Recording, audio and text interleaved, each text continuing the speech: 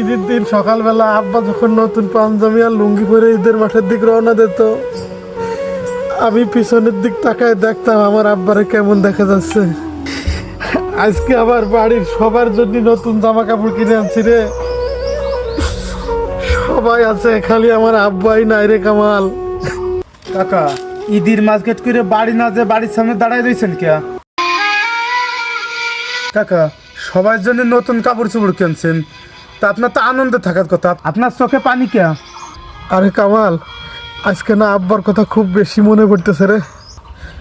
আব্বা না আমরা ছোট থাকতে যা করছে, আমরা বড় হলেও তাই করছে রে। কাকা, আপনার আব্বা কি করছে? আমরা যখন ছোট ছিলাম না, ঈদের সময় আব্বা আমাকে সবাইরে কাপড় চোপড় কিনে দিয়ে নিজে না নিতে চাইতো না। মা না আব্বারে জোর করে লুঙ্গি আর পাঞ্জাবি কিনে দিত। আর আব্বা মারে কি বলতো জানিস?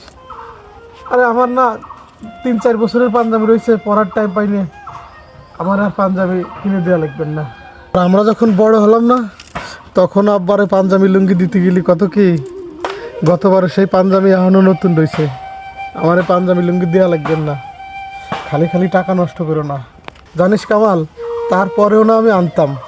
মা ঈদের দিন সকালবেলা লুঙ্গি পাঞ্জাবি বের করে দিয়ে বলতো কি, তোমার ছেলে লুঙ্গি আর পাঞ্জাবি আনছে।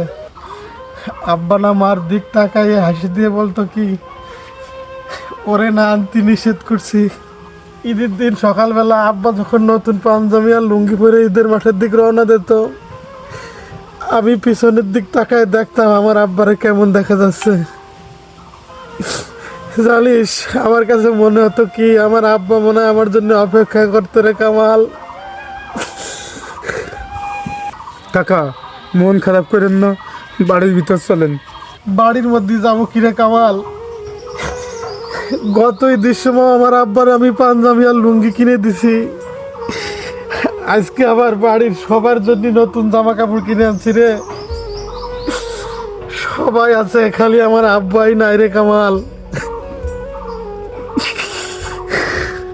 কাকা, আমার মনে হয় কি জানেন, পৃথিবীর সব বাবারাই এরকমই হয়। মন খারাপ করেন না, বাড়ির ভিতর চলেন আর দাদার জন্য দোয়া করেন।